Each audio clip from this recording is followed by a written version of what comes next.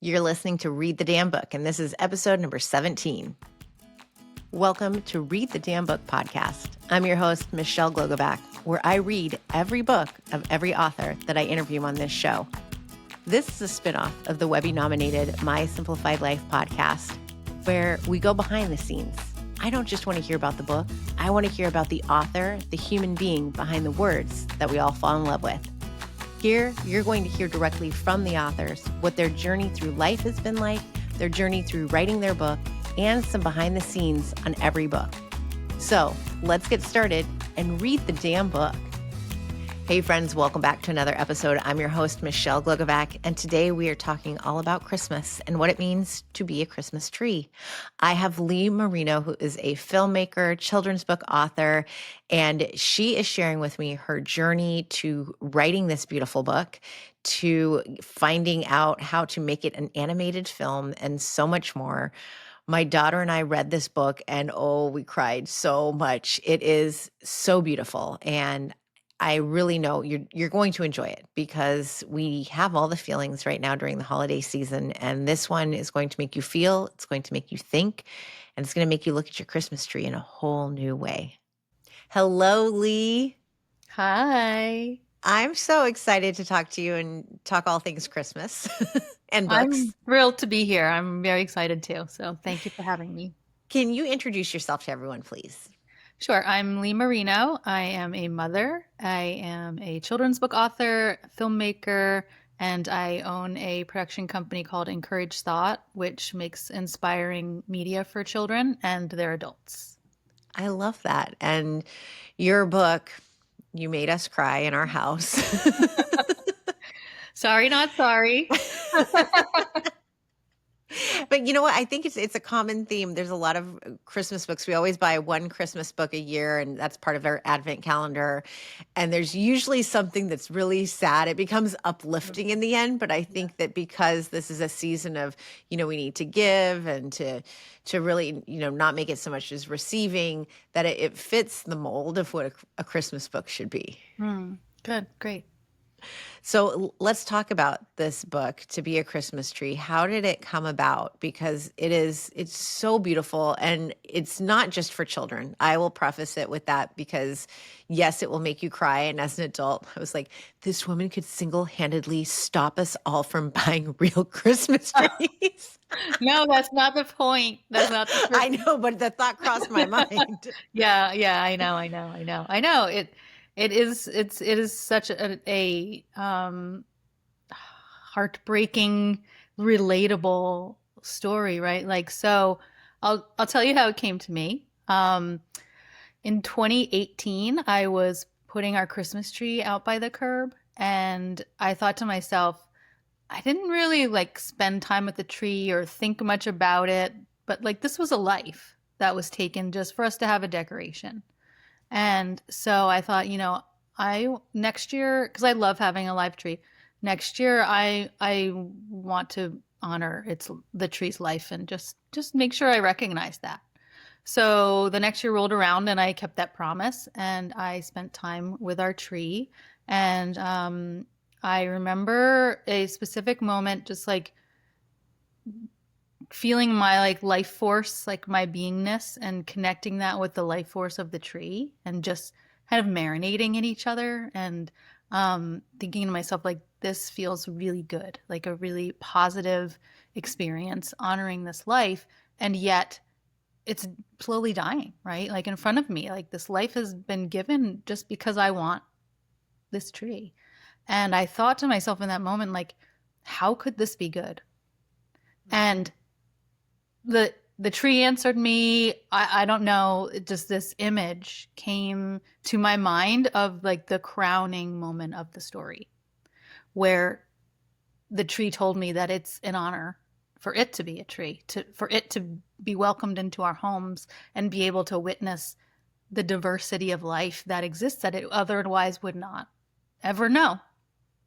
And so, it was this tree's destiny to be our tree because that's what happened. So that was its destiny, right? So, and I don't know, that was just the message that I received. And it was very striking to me. I saw it as an animated film at first, that first visual.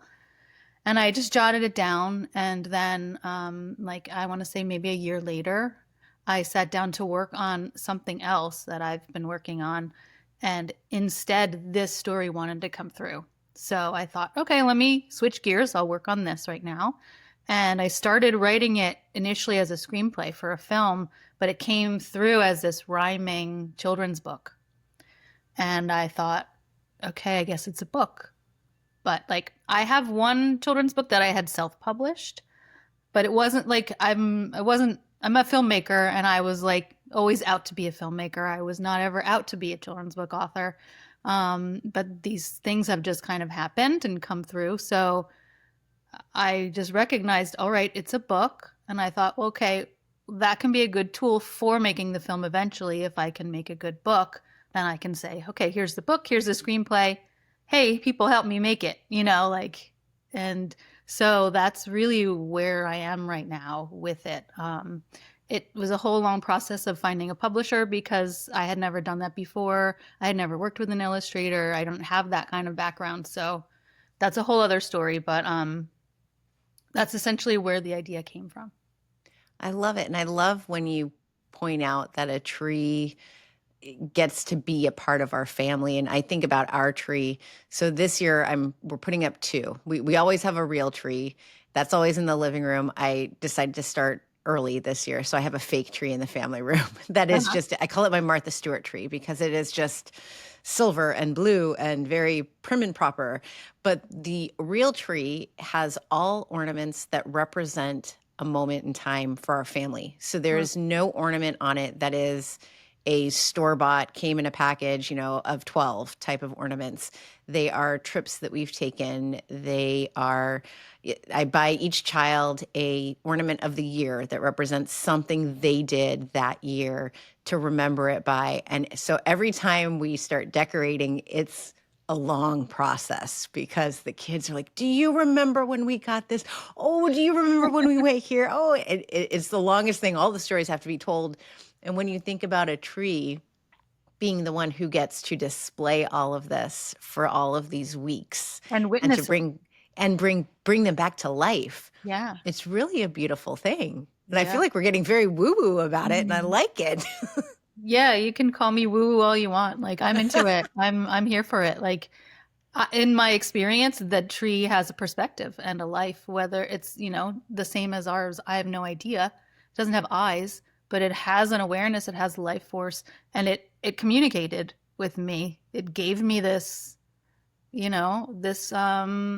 perspective and understanding that I didn't have before. So I really do feel like like I don't know if you've heard like they've done studies on like houseplants that like when their owner is coming home, they like start to get excited. Like there's something that changes in their frequency. Like they know you because you are their caretakers, like Hmm. there's an awareness there. And so yeah, I feel like the tree gets to be the witness of our intimate lives. And I I find that love this fascinating. perspective. Yeah. This is so new to me. I'm going to look at Christmas so differently this year because of you and your book and this conversation. I've always loved the tree and I will sit and just admire it, but I've never thought of it as this living being that is now part of our lives for these few weeks. Yeah. I love it. And so tell us about the film and what you're doing with that, because this is so unique and sweet, and your daughter must be so excited too. Well, she's a teenager now. She's 17 actually. So she's like peripherally maybe happy for me. Like she has her own life going on. So but yeah, she knows, she also is interested in film and TV. So I kind of am sharing my process with her along the way, which she appreciates and definitely likes. So what's happening with the film is I have a producer on board who I actually went to film school with 20 years ago. We've kept in touch. And so the majority of the film is going to be animated, but it's bookended by two live action scenes. So it's basically a mother reading the book to her son on Christmas Eve next to their tree. And so she starts reading the book and then it launches into the story, and that's all the animation, and then comes back to them at the end.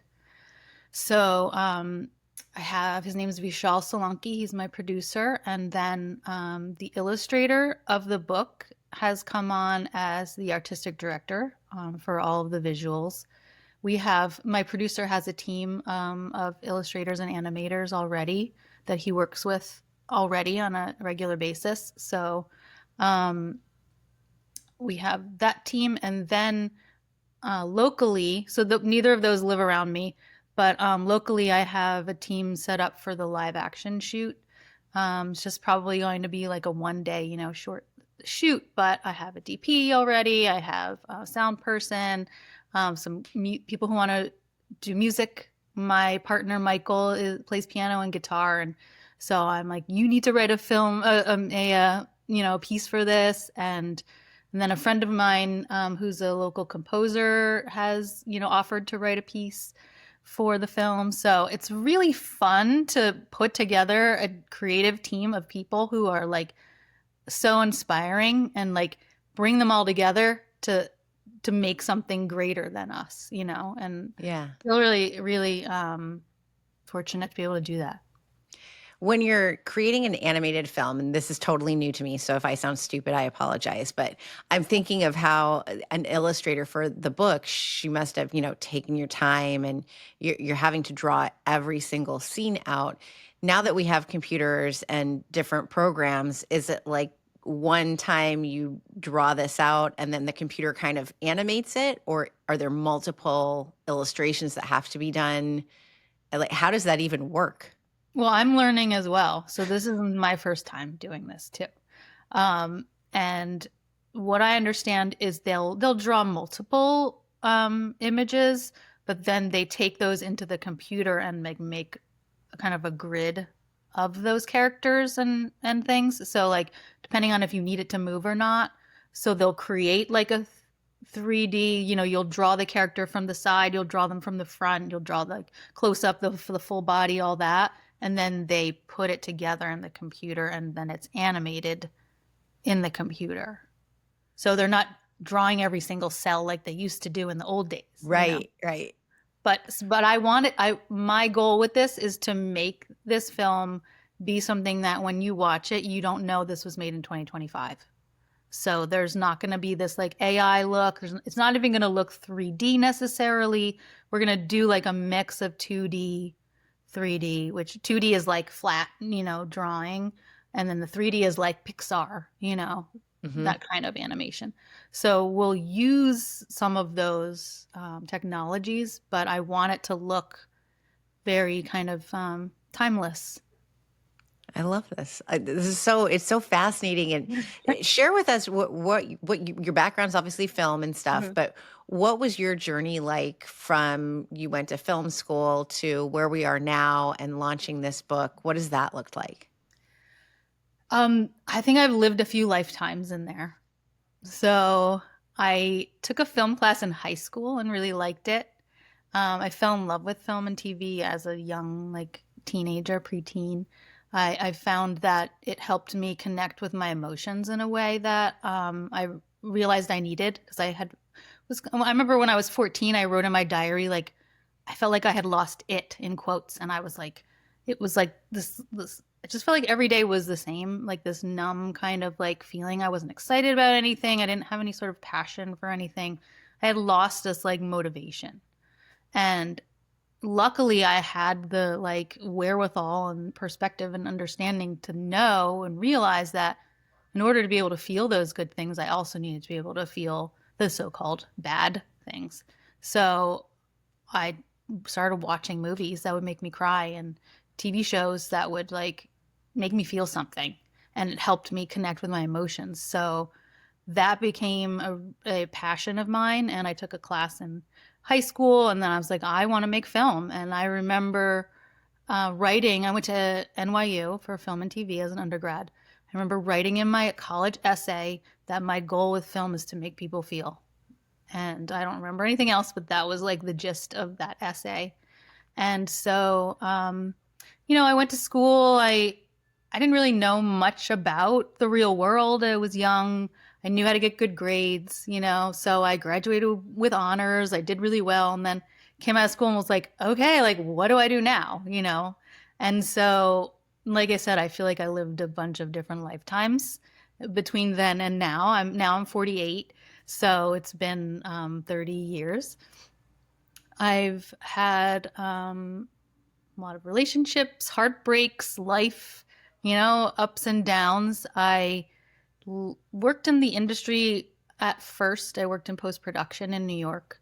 I didn't like that and ended up leaving and feeling lost and going off on life's journeys and getting sidetracked and working for a newspaper and then working at a bed and breakfast and like working as a photographer and just kind of doing other things. And eventually I ended up missing film. So I went back to school in my late 20s. So I went to the LA Film School at that point, and that was where I met my producer, Vishal. And that was a 1-year program. So at that point, I was doing photography, and I thought, well, maybe I'll study cinematography, and that will be my into the industry. Because I think that I always knew in like some small little level that I would want to direct something, but I never really let that possibility come up because I don't think I had the confidence for that. And two, I thought, oh, that's what everybody wants. So that's just because that's what everyone wants. Like, let me find what my real place is. I don't know. It's just some weird way I thought of it. So I went to the LA Film School, studied cinematography. After that year, by that point, I knew what it was like to have a job and how to network and like what life was, real life was. So by the end of that year, I was working and I was making money. And I was then working on independent films, like worked on a music video, commercials, just in the camera department. So I don't know how much you know about that or how much you're interested in knowing, but there in the camera department, you have like the DP, the director of photography. They're like the director of that whole side of the film. Then you have the camera operator. Sometimes is this also the DP. You have a first assistant camera. They deal with like the focusing of the scene. If an actor walks from here to here, like they need to stay in focus, and so you have to like measure that with a tape measure and like focus it on the fly. And so it was exciting and scary to do that.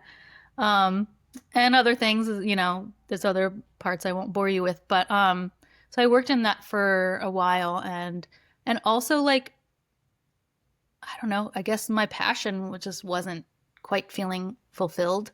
So I was like, do I want to keep doing this? And I don't really know, like, what do I want to do with my life? Once again, was in this kind of place. And so then I ended up getting pregnant.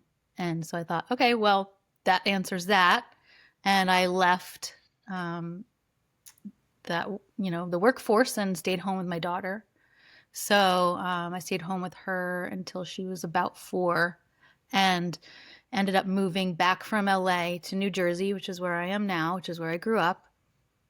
And her dad and I ended up splitting up, and then I needed to support myself. So I got a job as an insurance broker, like assistant. I don't even remember what I was called, but I did like health insurance stuff.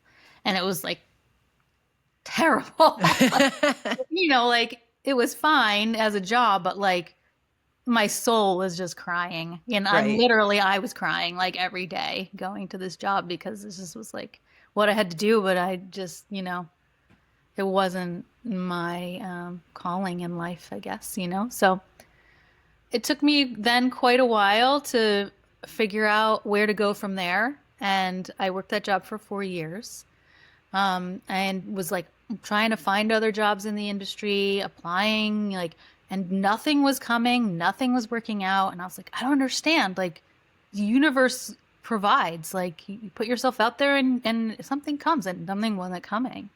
And I was like, but I can't stay in this like, dead end place for my soul. So I finally realized, nothing's coming because I need to make my own way.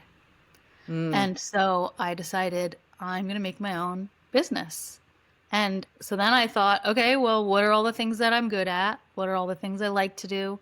What are the things I want to do for money? What are the things I just want to do for fun, not have be part of my job? So I put all those things together and then came up with I'm this media company that I started off doing social media for people. I started doing copywriting, photography. So I started like as that kind of little package and took on client after client after client until I was finally then able to leave that full-time job and then take the leap and do just my own, Encourage Thought. That's where Encourage Thought started. And then over the years, I've been able to like, excuse me, have it evolve. So I no longer really do social media for people. I started doing website design. I started doing graphic design. I started doing videos. And it's evolved over the years. And now it's at a place where I mainly just do those things for my family's business. My partner, Michael, has a coffee roasting business and a general store. So they're my main number one client. I just work with and for them. And then I've also now been able to adjust my schedule so that certain days of the week is for me. And that's when I spend on my creative projects that I like, my soul is like hungry for, So I that's love this. now come out of all of that. So it started as Tuesday afternoon, couple hours. I was my own client and I had to show up every Tuesday afternoon and just do whatever was there. Whether I wanted to or not, that was my job. And so that was how all this stuff has started to build and snowball. And I self-published my first children's book that way. And I've been writing other screenplays and now it's evolved to Tuesdays and Thursdays are my days for this. And Monday, Wednesday, Friday, I do my other job. And so that's so far how I got to this place. I love this. These are such great lessons for people who are listening and wondering, I'm in this soul sucking job and what can I do for myself? And you really took the lead on what is it that I love doing? What feeds my soul? Now I'm doing it. It's a business, but there's still something that I want to unleash and do for myself. And I feel like, especially as women in our 40s, it becomes very clear that this is what we want and this is what fulfills us. And, we need to make that time for it. So I love these lessons. I'm with you. I need to block more time for what I love doing because I use it as a reward for myself. I'm like, oh, you got this done for work, then you can treat yourself to writing. And it shouldn't be that way. It shouldn't be the reward. It should be, this is what you love to do, so do it. Yeah. You also mentioned, which I feel this so hard to my core, is the fact that you can get people to feel. Because it's such a gift, I think, to be able to read a book or to watch a movie and to walk away crying. I'm like, if you can make me cry, wow. Like that, it's so much. I don't want to say it's powerful per se, like you have this power, but you have a gift to be able to, you just made two complete strangers on the other side of the country bawl their eyes out and one is 44 and the other one is 9. And we're just like, oh my God, like ugly tears. And that's such a gift to be able to put words down on paper that make people feel so much emotion. It boggles my mind that people can do that. And I'm so grateful for it and that you've been able to do that. Yeah, it does feel like a gift because and that's why earlier I said like sorry, not sorry, because that was how like where my journey started was feeling the need to connect with myself and with my own emotions and kind of needing to turn to something to help me do that in a safe way. So then that's something that stories can do for us because a story is a safe thing. It's someone else, it's fictional. And so there's like one step removed. It allows us to bypass like our mind and our egos, and it gets to reach us in a subconscious place and feel those emotions and experience those things that maybe we have inside of us that we just haven't accessed or we need to, or it's just there because we're human. And it's transformative for us in that moment, Yeah. And we carry it with us. We get to, now for the next few weeks, we're going to be sitting here thinking about our Christmas tree in a different way. And Yeah. it's going to continue on through the years. I guarantee it. And I'm sure my daughter is going to grow up and tell her children that my mom made me read this book for her podcast and it made me cry and hear about the Christmas tree. But you know what it made her say afterwards? She goes, I never want you to leave me. So Hmm. she related the Christmas tree to herself. Yeah. And, we won't give away the whole book, but the poor Christmas tree is with its mom and trees go home. Hmm. And that's how she saw it. She saw it as me being the mom Christmas tree saying Sure. goodbye. Hmm. Now I'm going to cry again thinking about it. But that's the power that you have in the book that you've written. And it's so beautiful. Yeah, and it's an opportunity for you as a family to have a discussion about grief and loss, and not necessarily death per se, but everyone has loss. I mean, your pet could die, right? Or you could lose your job or your house, or like lose a competition or whatever it is. Like everyone experiences grief and loss in some way. And so it's a symbol for that experience and allows you as the mom to be able to open up that conversation with your daughter and allow her to express herself to you, and you can both explore that together, because in the end, in this book, it's not a bad thing, it's a good thing. Yeah. And that's life. Like loss is life, and grieving things is life, and there's hope and there's purpose after that, within that, all encompassing that. I love it. I love this so much.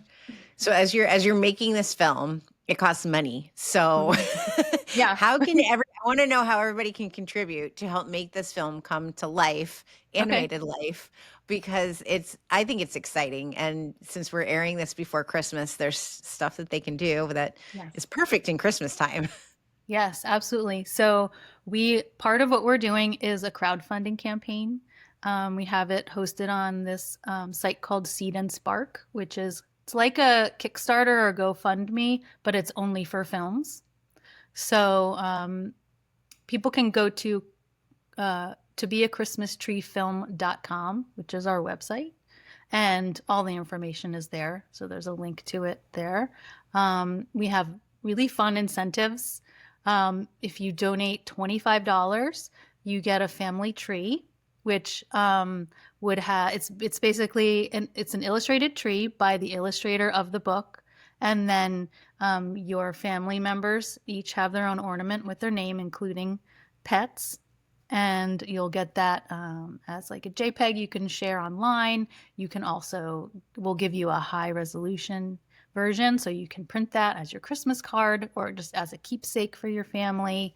And then we have other really fun incentives. One is like you get to adopt a character, where as we develop the visuals, you'll get like exclusive updates of like, here's what this character's shoes look like, or here's how they're progressing, or here's maybe like what their voice sounds like, or something like that. And then it goes up from there. My favorite one is you can have a background character designed to look like you or a loved one, which I think is an awesome opportunity for somebody, especially someone who's maybe lost somebody, to be able to have their loved one be put in this like forever piece of art, which I think would be really fun to do for somebody. I love that. And when you pick up the book, you will see how beautiful the illustrations are. And I do have the Christmas tree, the family one. So it is adorable. I'm not sure if one of the kids will be upset that the pet's name is bigger than theirs. Oh, is it? It is. It made me laugh so hard. I'm like, this is going to be great. And I do plan on printing it out and framing it. So it'll be part of our Christmas decorations that come out every year. By the time this airs, it will be up. We don't have all of our decorations up yet, but it will be up by the time this airs. Oh, I hope they're not upset that the pet's name. It's just like if the names are bigger, they have to be a little small. If they're longer, I have to condense them so they're smaller. But I try to like put the people up higher so the pets are down lower. So it's adorable. It's so cute. I love it. And I will post photos on Instagram when I print it and everything so Oh, great. everybody Okay. can see. Yes. Great. Thank you so much, Leigh. It's Yeah. been so great to not just get to hear your journey on this, but to connect and hear the story because it made me feel for sure and make me all the feelings and the crying. And I Mhm. loved it. It was absolutely beautiful. And I'm so appreciative that you shared your gift with all of us, not just in your words, but in the book and the future film of it too. Thank you so much, Michelle. I've said it before, and I truly feel that to be able to put words on paper and make people feel feelings is an absolute gift. And Leigh is a gift to all of us. Her book, To Be a Christmas Tree, is the ultimate gift. I know that I will be spending more time with my tree this year, that I'm going to look at it, not only the life that it has served, but the purpose of what it means in our home and the memories that we've made that we are going to decorate it with. Please go pick up the book, but also, if you can, donate to her film creation because this is going to be epic. It is absolutely gorgeous. If you look at the book and the illustrations, you know that the film is going to be just as beautiful. And it's a wonderful Christmas gift that you can give yourself, that you can give a family member, and remember what it was like to be a Christmas tree. So go and read the damn book and enjoy your Christmas tree.